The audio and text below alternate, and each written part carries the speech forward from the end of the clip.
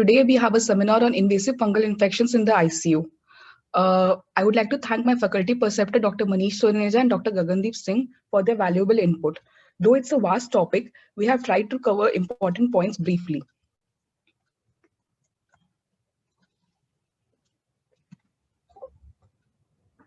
Let's begin with a case.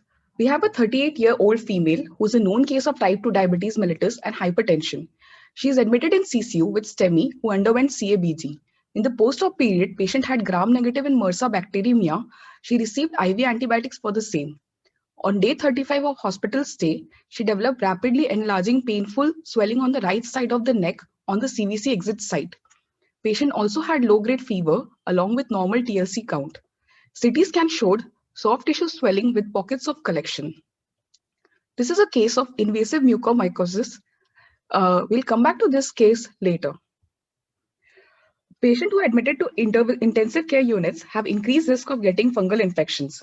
About 30 to 40% of invasive fungal infections occur in critically ill patients, among which invasive candidiasis comprises of 80% of the infection, while aspergillosis comprises of 0.3 to 19% of the infection.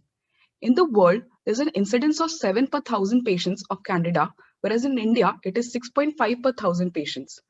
For Aspergillus, the incidence in the world is 7 to 36%, while in India, it is 7 per 1,000 patient.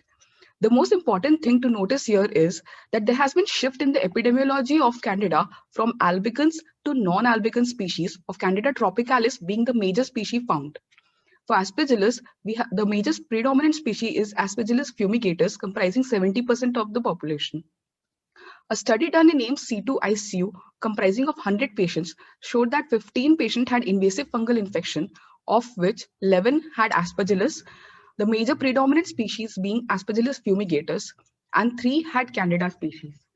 This shows that there has, although we know that the majority of infection in ICU comprises of Candida, but here we see that majority of the infection has been due to Aspergillus.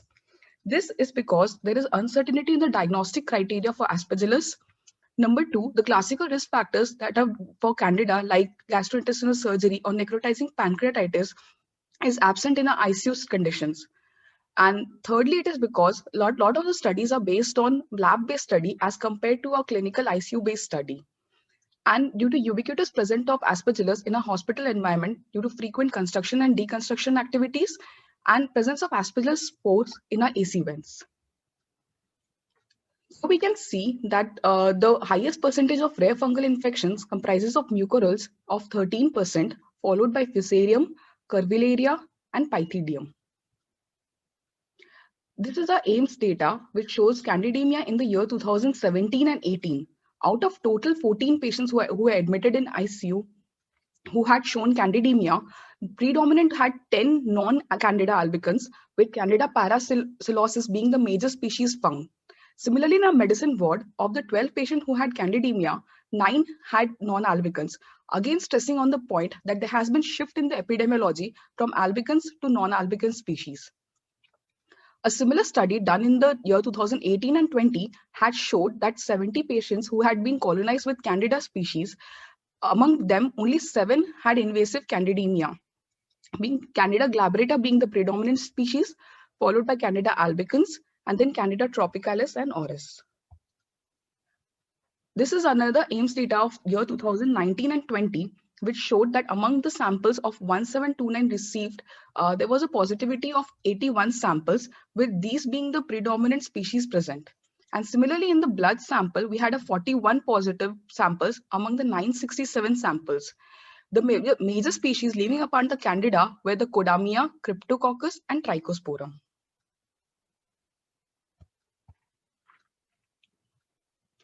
Here we can see certain invasive fungal infections that had been encountered in our department. This is a case report of disseminated pheohyphomycosis by Exophiala species. A case of fungal rhinosinusitis by Sectosporium apiospermum, a case of isolated renal mucormycosis, and a case of disseminated mucormycosis. Now we come to a case scenario leading to where we have a 44-year-old male who's a known case of COPD, chronic alcoholic, who presented with respiratory distress. Patient had fever, leukocytosis with bilateral alveolar patchy infiltrates.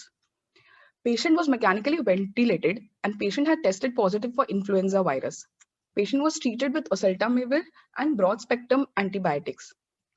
Patient had worsening ARDS. Patient also developed septic shock with worsening ventilator parameters requiring dialysis. So what are the risk factors for this patient to have invasive fungal infections? The common risk factors for this patient to have invasive fungal infection is neutropenia, hematological malignancy, solid organ transplantation, patients who are receiving prolonged corticosteroid therapy, diabetes mellitus, liver disease, chronic kidney disease, chemotherapy, HIV, and sepsis. The risk factor specific for Candida infection is abdominal surgery, acute necrotizing pancreatitis, patients who are on TPN, who is having central venous catheter, or who are receiving renal replacement therapy, or who are receiving broad spectrum antibiotics. Risk factors for aspergillosis includes patients who had influenza, COPD, or liver cirrhosis.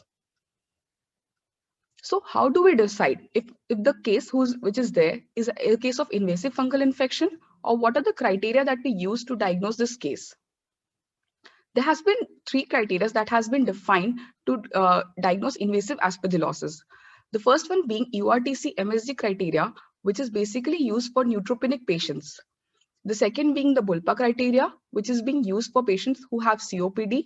And the third, also known as the ICU criteria or Blood's criteria, which has an expanded spectrum to include the non-neutropenic patients.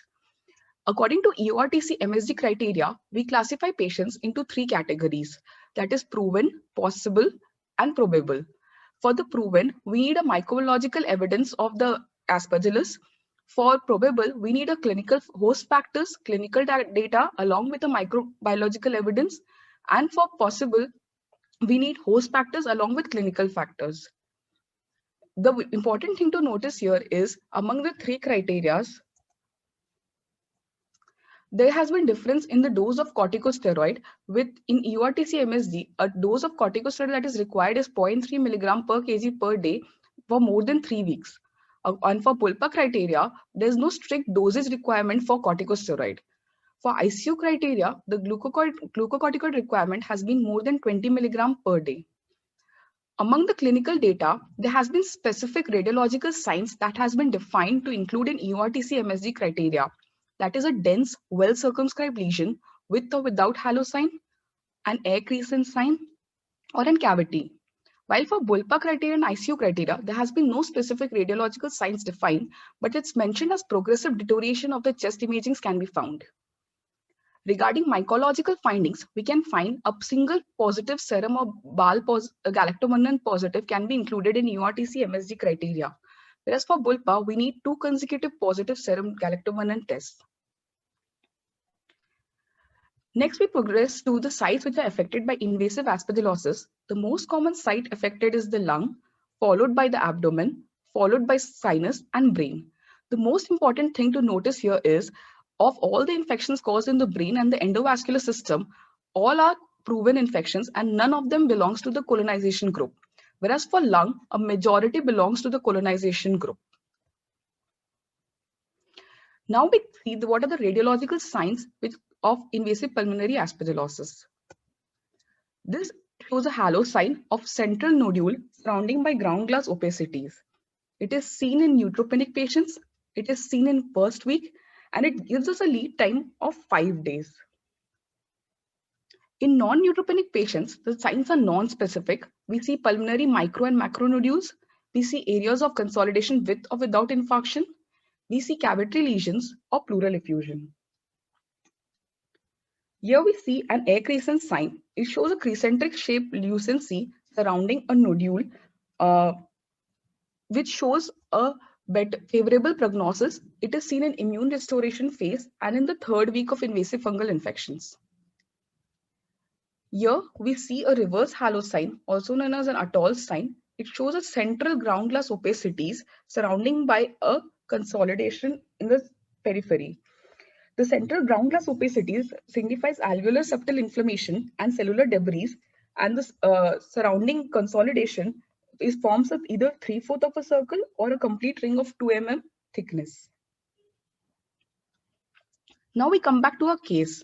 A patient had serum galactomannan of 1.3 and Bal galactomannan of 2.8. So how do we interpret it? Is it significant enough? Serum galactomannan is an aspergillus cell wall polysaccharide which proliferates during invasive infections and subsequently is detected in serum and other bodily fluids. We use sandwich ELISA technique for diagnosing it.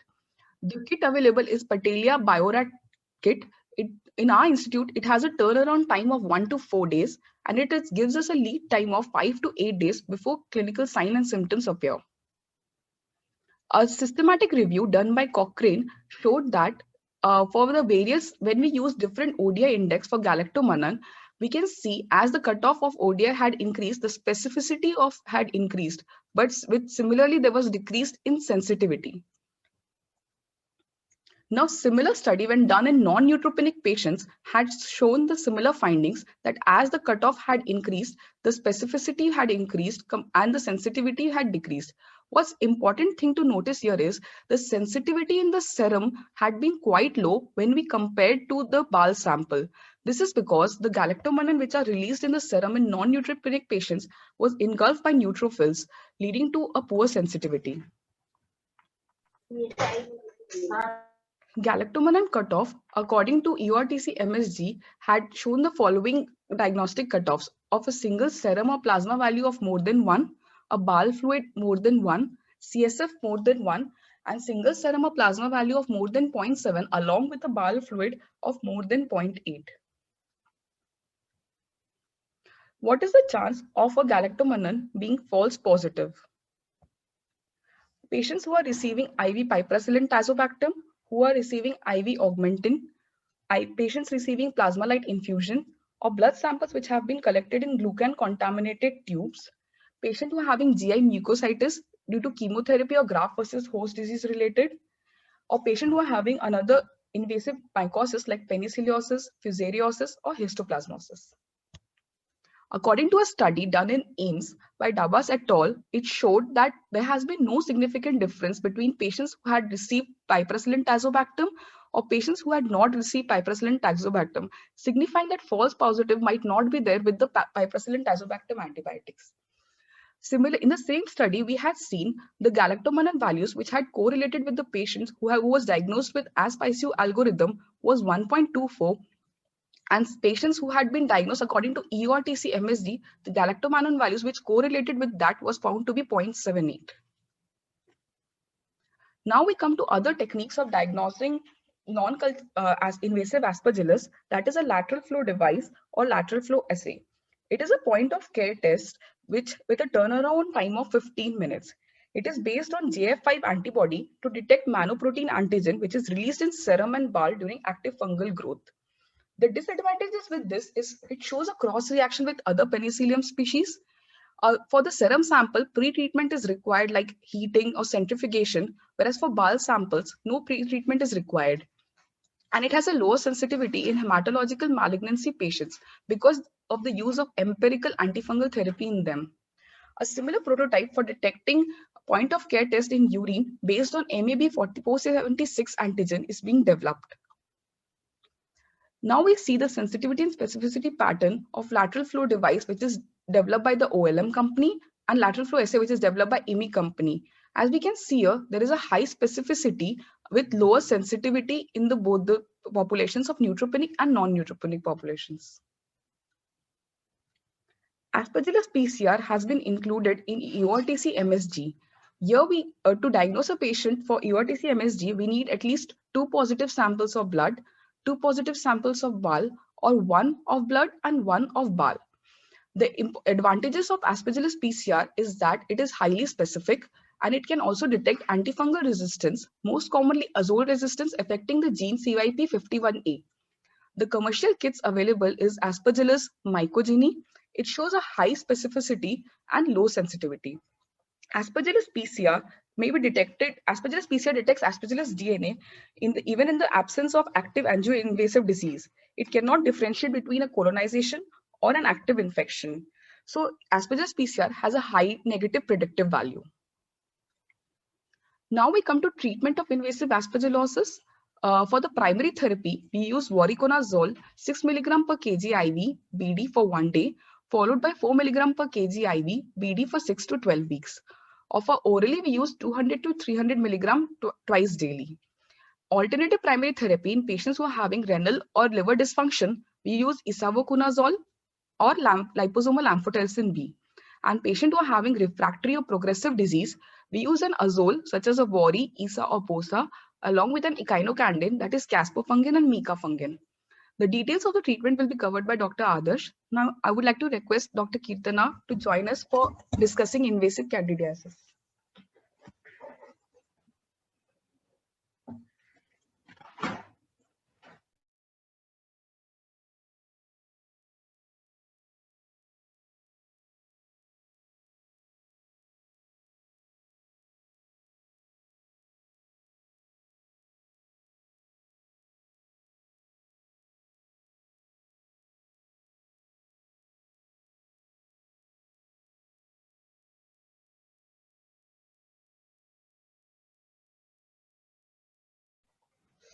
Thank you, Akanksha. After completing invasive aspergillosis, we move on to our next case scenario. We have a 54-year-old hypertensive hypothyroid with uncontrolled diabetes, presenting with acute pancreatitis with a collection where there's a pigtail inserted. In addition, the patient also has acute kidney injury and is dependent on hemodialysis thrice weekly. The patient continues to have persistent high-grade fever and is on meropenem and teicoplanin for the same. Cultures show budding yeast in urine and abdominal drain site, and blood culture shows staphylococcal species.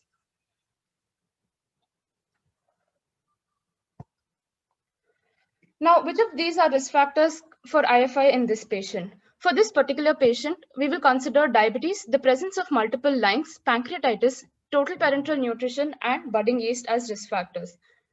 Briefly revisiting risk factors of invasive candidiasis, the important ones for candida per se will include abdominal surgery, pancreatitis, presence of central venous catheters or use of total parenteral nutrition, and candida colonization.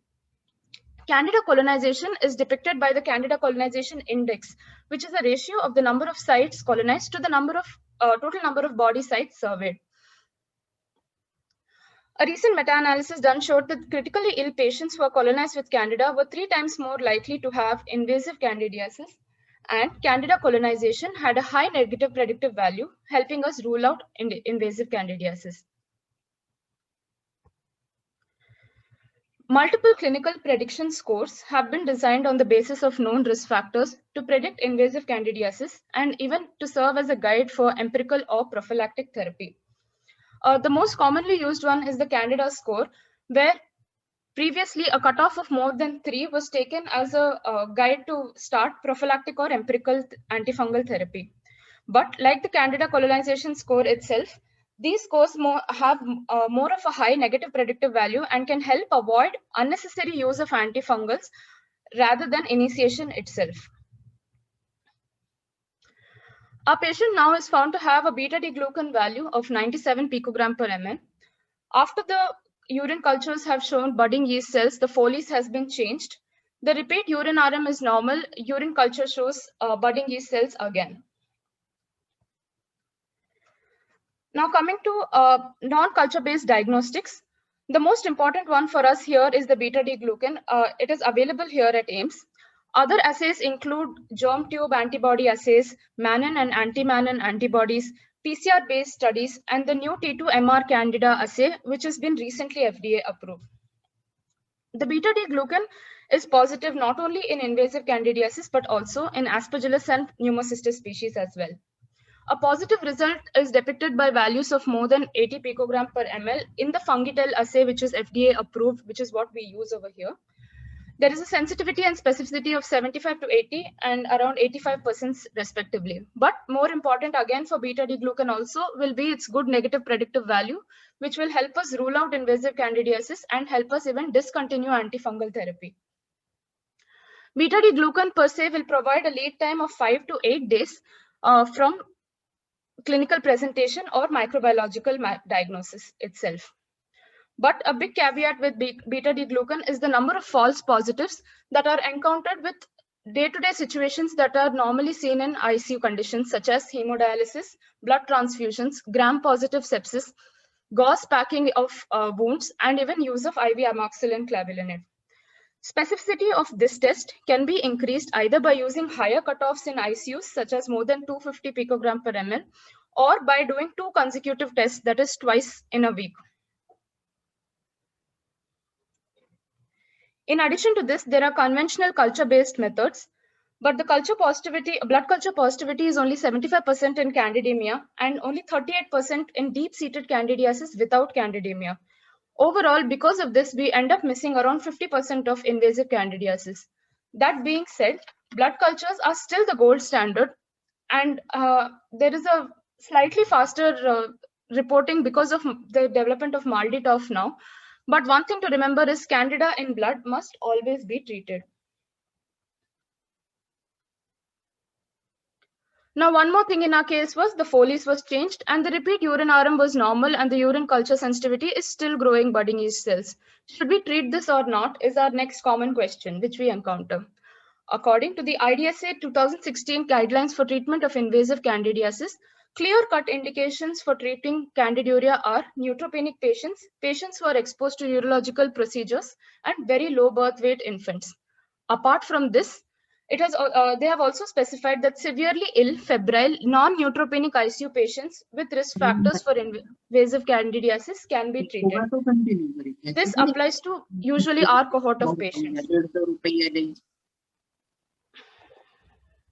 In case there is a persistence after changing the catheter, it is seen if the patient is symptomatic or asymptomatic. In case of symptomatic individuals, they are treated. But in an ICU scenario where there are sedated or patients with altered sensorium, it is prudent to first rule out and treat obstruction, control high uncontrolled blood sugars, and consider imaging of the renal system to rule out ascending infection or hematogenous spread of candida to the urogenital system instead of labeling the patient as just a candida colonizer. In the urine routine, pyuria has a good, can be an indicator of candiduria as well, but the presence of urinary catheterization decreases its sensitivity and specificity very much. In addition, one more indicator of candida infection would be presence of casts with yeasts in it, but that is a tedious process and usually is not done. Now our patient goes into shock on day 7 of his admission with increasing counts and persistent fever. Should we consider an empirical antifungal in this patient?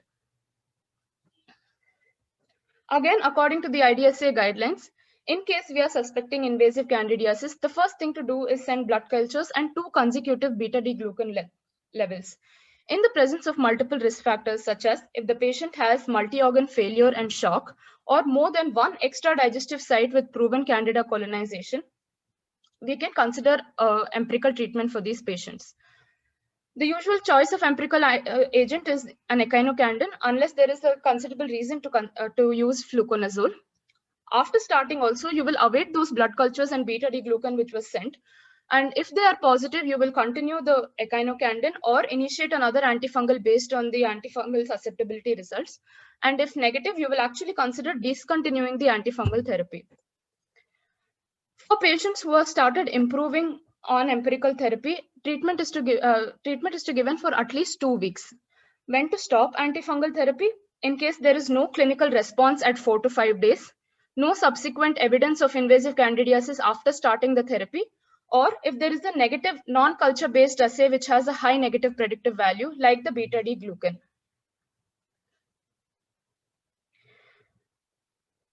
Our case has finally ended up growing Candida auris in his bloodstream, which has been shown to be resistant to fluconazole and amphotericin B and sensitive to echinocandins. In general, for critically ill, echinocandins are the drug of choice for candidemia. Treatment is to be continued for at least 14 days after the first negative blood culture. Also, all patients should get a fundoscopy to rule out endophthalmitis, either in the presence or absence of ocular symptoms in the first week itself. Another important component is source control. Supposing we are suspecting the site source of infection to be a central venous catheter, especially in non-neutropenics, the first thing to do is to remove the central venous line.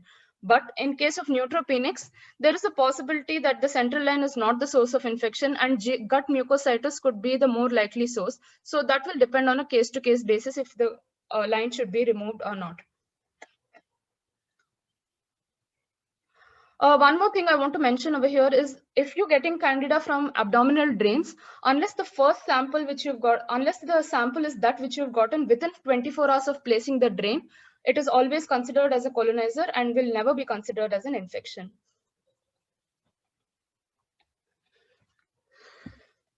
In general, Candida auris has been a multi-drug resistant yeast that has been in the limelight for multiple outbreaks over the last year, especially known for its peculiar nosocomial transmission.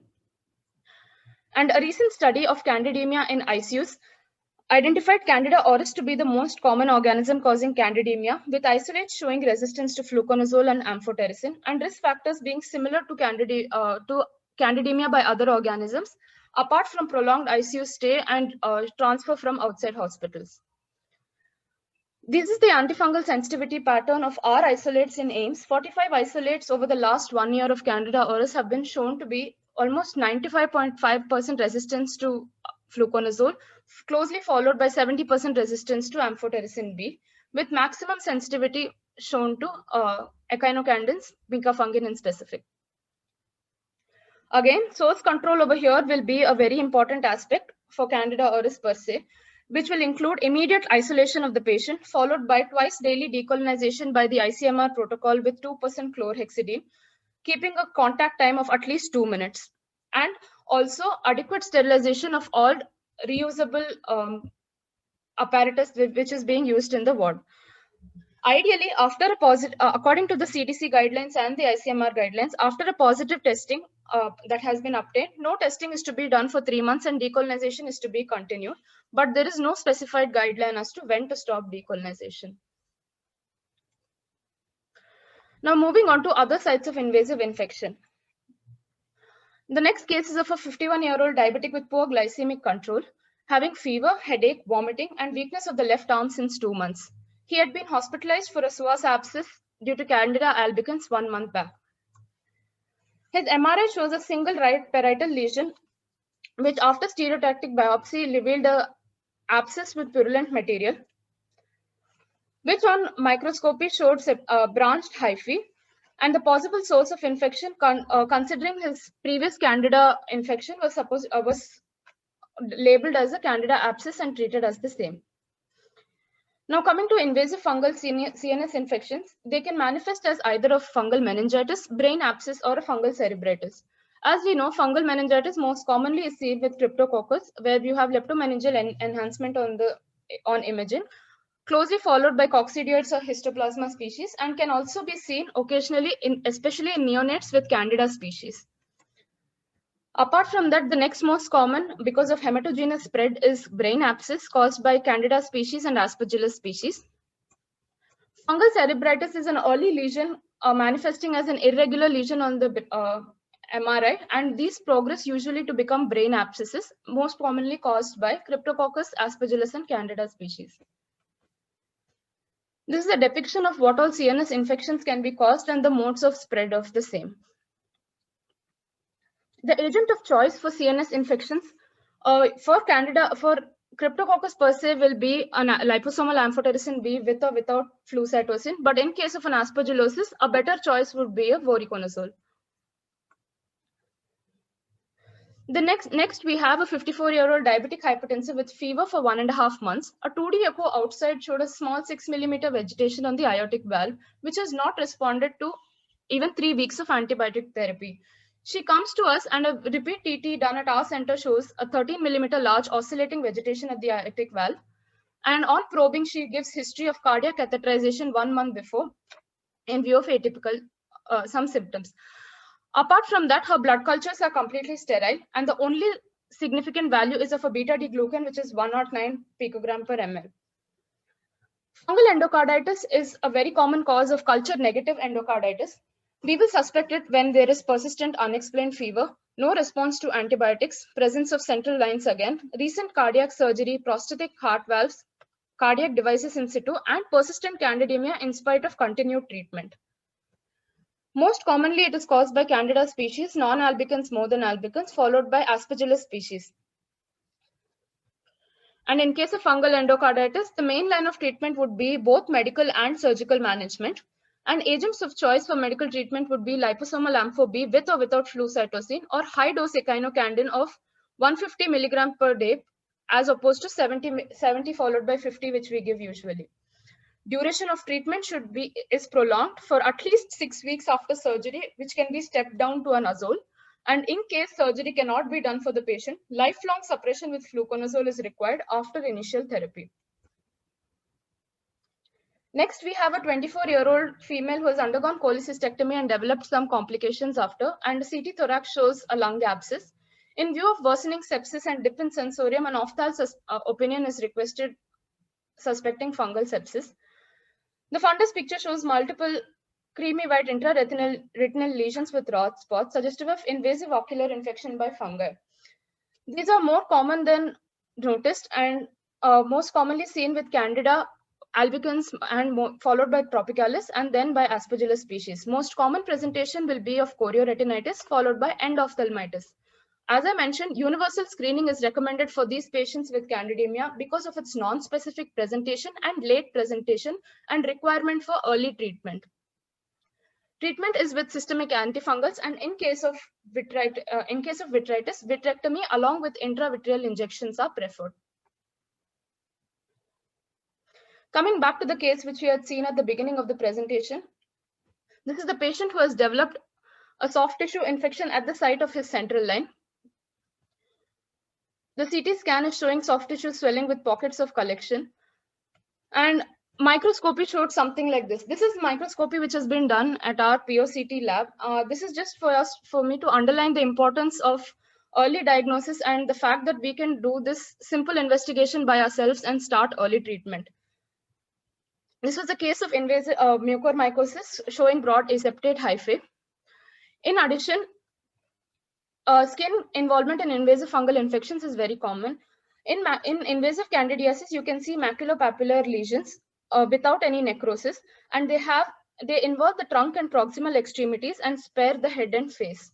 In case of Aspergillus, they are usually at sites of infection, at sites of cannula insertion. They can initially show an acute inflammatory reaction with pus and abscess formation, followed by erythematous macules, which become necrotic patches. This is something we've all seen commonly, extensive, rapidly developing erythematous necrotic lesions with eschar and mucormycosis. Cutaneous mucormycosis is one more infection that can occur in an ICU setting once a patient is admitted for long. Common pathogens are listed over here, and direct spore inoculation from skin trauma or the site of cannula or even from adhesives which have been put for very long can be sources of infection. Initially, there's erythema and induration, and which later rapidly progresses to become a necrotic with an eschar. These infections can either lead to necrotizing fasciitis, lymphatic and blood vessel invasion, and dissemination as well. This requires timely diagnosis, early surgical intervention, and high-dose effective antifungals, mainly amphotericin B at a high dose of 10 mg per kg OD. I would now call Dr. Adarsh to discuss some aspects of treating antifungals. Thank you.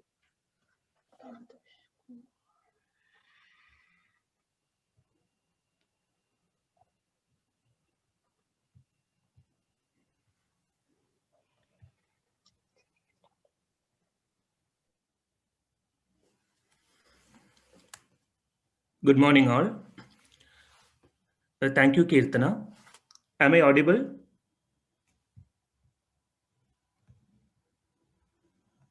Yes, sir. Okay.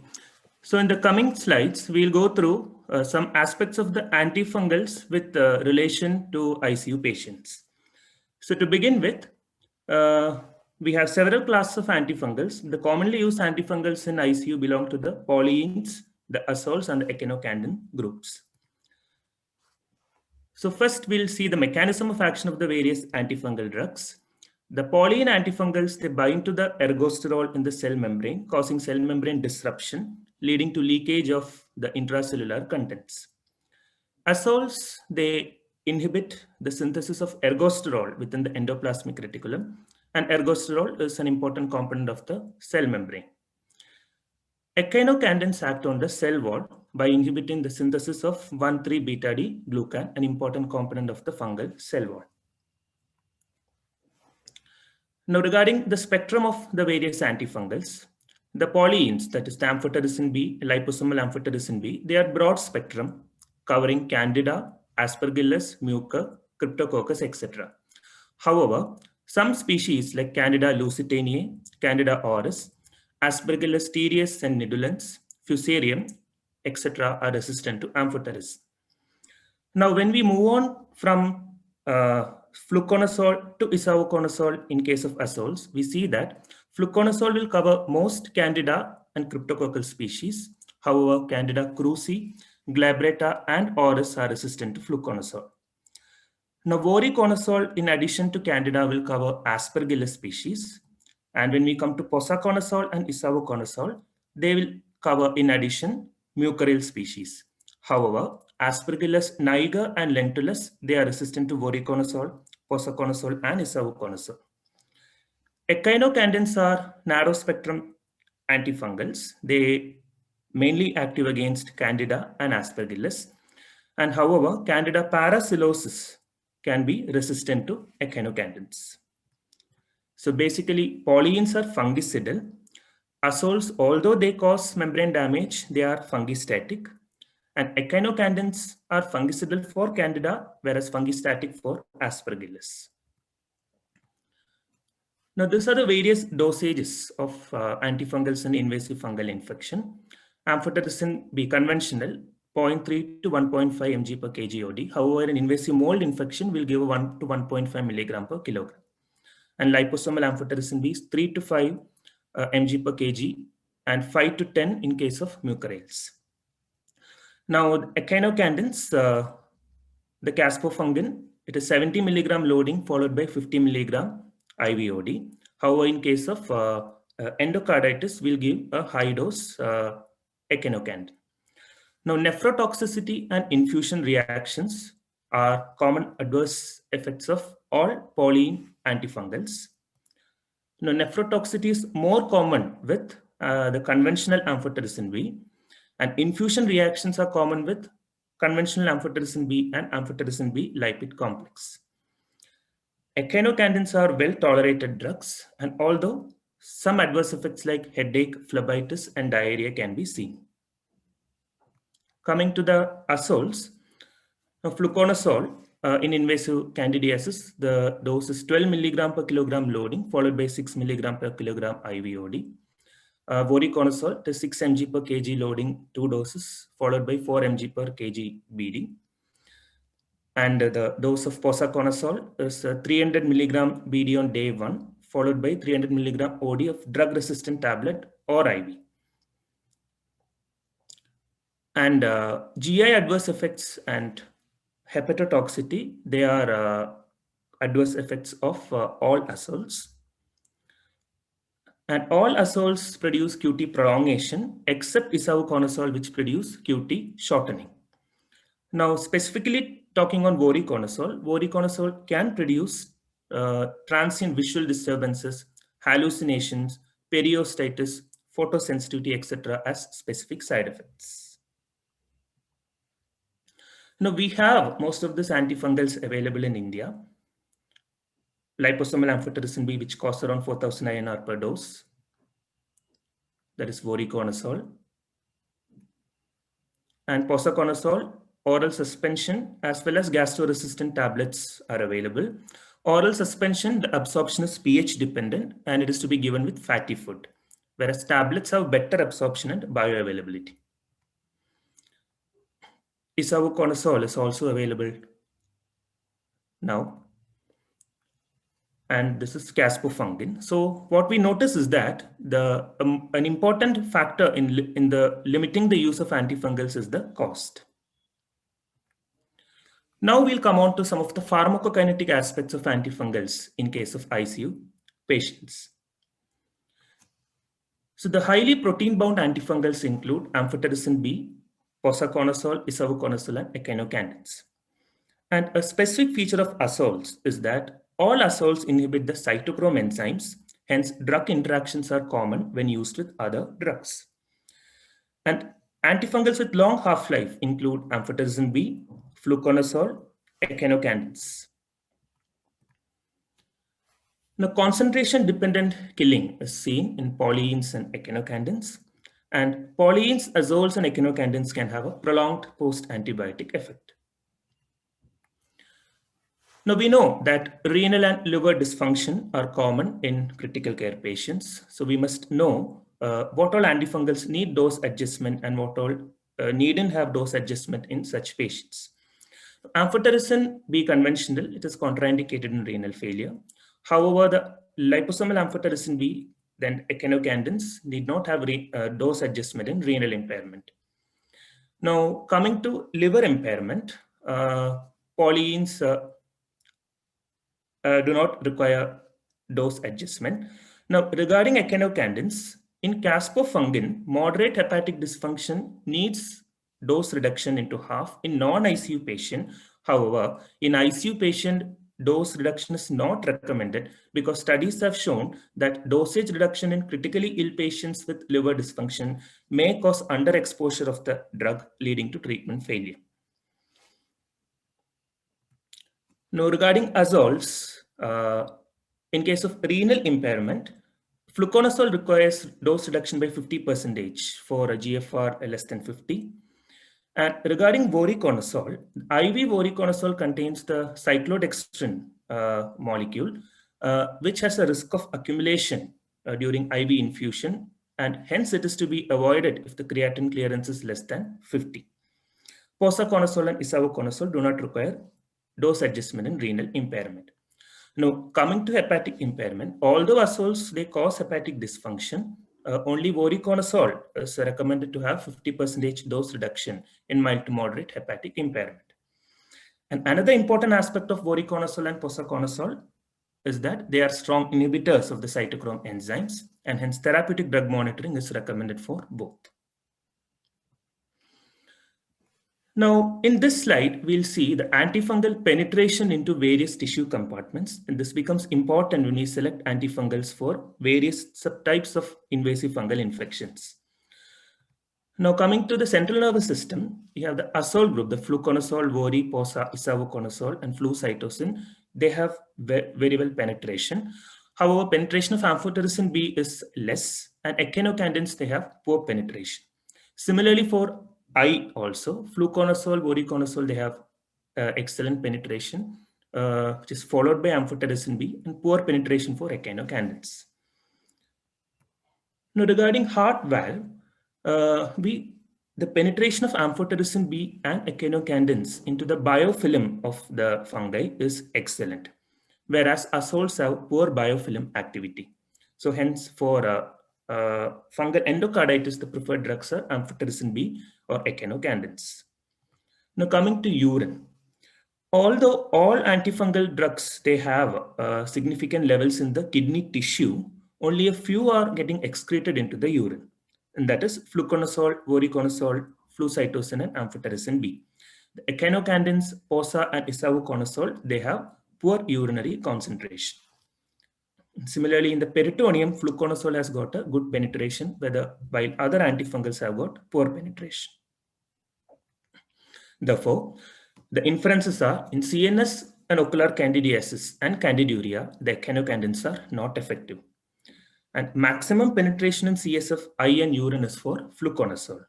And for endocarditis due to fungi, echinocandins and amphotericin B are the preferred options because of their better biofilm penetration.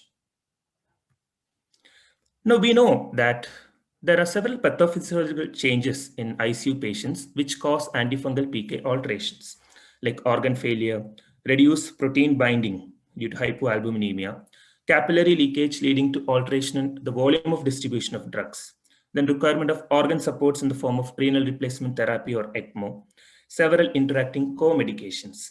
So all these points point to the importance of therapeutic drug monitoring. So in the next few slides, I'll be discussing a few aspects of TDM. Why? Which are the conditions where TDM is indicated? First one is when there is an increased pharmacokinetic variability, as in case of impaired GI or hepatic function, extremes of age, obesity, and critically ill patients. Second one is drug interactions, like azoles with other CYP inducers, proton pump inhibitors. Regarding drug interactions, we'll discuss in one slide in detail. Now, for severe disease like disseminated disease, then CNS infection, where the penetration of many antifungals are poor into the CSF. Then when we suspect drug toxicity, especially neuro and hepatotoxicity with voriconazole. Then changing pharmacokinetics, like patient getting IV drug when it is to be needed to an oral drug, or a sudden change in the GI, hepatic or renal functions due to multiple causes. And the last indication is an unexplained treatment failure. For example, a patient receiving fungal prophylaxis suddenly developing a breakthrough infection. Now, studies show that there is a relationship between low plasma concentration of voriconazole and risk of therapeutic failure, and at the same time, an association of high concentration with hepato and neurotoxicity. And patients with plasma voriconazole monitoring, they have better clinical outcomes than those patients with no monitoring. Now, these are some of the azole drug interactions. With corticosteroids, the corticosteroid level can be increased. So that means the immunosuppression is increased, which can favor the fungal growth. Now with rifampicin levels are increased, whereas azole levels are decreased. Now fluoroquinolone, macrolide, and antihistamines, they are drugs which produce QT prolongation and arrhythmias. So when we are using azole antifungals along with these drugs, we should be cautious, especially in patients who have pre-existing cardiac illness. And statins, combining with statin, there is a risk of rhabdomyolysis, so never give azoles and statin together. And the risk is maximum with atorvastatin and simvastatin. And for warfarin, the warfarin levels can be increased, leading to coagulopathy, so warfarin dose need to be modified. And with antiretrovirals, increased levels of NNRTI and protease inhibitors can be seen with azoles. Now, when should we collect a sample for therapeutic drug monitoring? It is to be collected when the drug has attained a steady state. And usually steady state is attained after 5 t-halves or after the 5th dose. And there are two types of sample collection. One is determination of peak levels and other one is the trough levels. Peak levels means the maximum serum concentration the drug achieves, which is basically after the post dosage, and the hours will vary depend upon the drug. And peak levels will help in determining the drug toxic levels. And trough levels, they are determined, that is the lowest concentration reached by a drug before the next dose. So that is the pre-dose sample. And the trough levels will help us to understand whether the level is in the therapeutic range. And these are the ideal time for antifungal TDM. So basically, TDM is recommended for itraconazole, voriconazole, posaconazole, and flucytosine. It is not recommended for amphotericin, echinocandin, and fluconazole. And TDM is not determined for isavuconazole. So for voriconazole, it is done after 3 to 5 days, and the target is 1.5 to 5 milligram per liter. And for posaconazole, it is done after 7 days. And for therapeutic, the target is more than 1 milligram per liter, and prophylaxis, it is more than 0.7 milligram per liter. And we know that there are some obstacles in TDM, like slow response time in many centers, a need for expensive equipment and highly qualified laboratory staff, and also absence of clear guidance on dose adjustment. So here we can see, like for voriconazole, in case of low levels, we can increase the IV therapy by 50% to a maximum of 6 milligram per kilogram twice daily. And oral can be raised from 200 to 300 milligram twice daily. And for posaconazole, it is 600 milligram per day, which can be increased to 800 milligram per day, which can be divided into 4 doses. And this is my last discussion, role of combination antifungal therapy in fungal infection. We know that from historical times, the combination of amphotericin B with flucytosine is well proven in cryptococcal meningitis. And the basis of combination is basically a synergism of mechanism of action, as well as a decrease in the toxicity. For example, this amphotericin B will cause membrane damage through which the flu cytosine can enter into the cell and cause the nucleic acid damage. However, there are conflicting opinions and results for other antifungal combinations. Some studies show that there can even be a risk of antagonism when some antifungals are combined.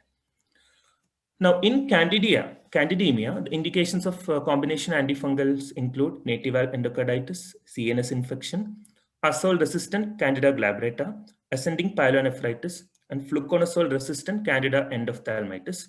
And endophthalmitis, if there is vitreous involvement, that is vitritis or macular involvement, an intravitreal injection of amphotericin B or voriconazole is combined with the systemic antifungal.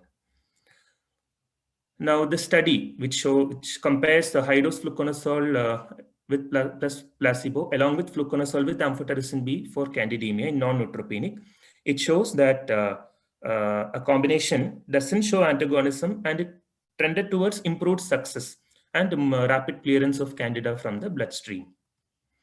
Now, regarding mold infection, a combination of mold-active azole or amphotericin B with an echinocandin can be considered for a combination therapy in case of salvage setting. It has shown to have improved outcomes over monotherapy in case of salvage therapy for invasive aspergillosis. So, indication of combination antifungal in invasive mold disease include invasive aspergillosis as salvage therapy. And for mucormycosis, in 2013 guidelines, combination antifungal was recommended, that is amphotericin B with the posaconazole for refractory disease. However, it is not recommended in the 2019 guidelines. So this we have already discussed. And in case of invasive aspergillosis, this combination of voriconazole and anidula fungin was studied in hematopoietic stem cell transplant and hematologic malignancy patients and are found to have better outcome. So to conclude, what we have learned from this session, ICU patients are at increased risk of fungal infections, and invasive fungal infections indicate severe immune debilitation. Early antifungal therapy is strongly recommended in high-risk patients who present with signs and symptoms of sepsis even before we get the diagnostic reports. And an accurate diagnosis of an invasive fungal infection is a challenge.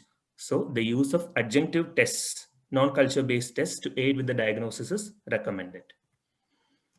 Invasive fungal infections due to candida is empirically treated with an echinocandin unless there is a good evidence of susceptibility to an azole. And IFIs due to aspergillus should be treated with voriconazole or isavuconazole or amphotericin B. And sinus disease in an immunocompromised host should heavily raise suspicion for IFIs. Pharmacokinetic information and therapeutic drug monitoring help improve treatment outcome and decrease drug toxicity.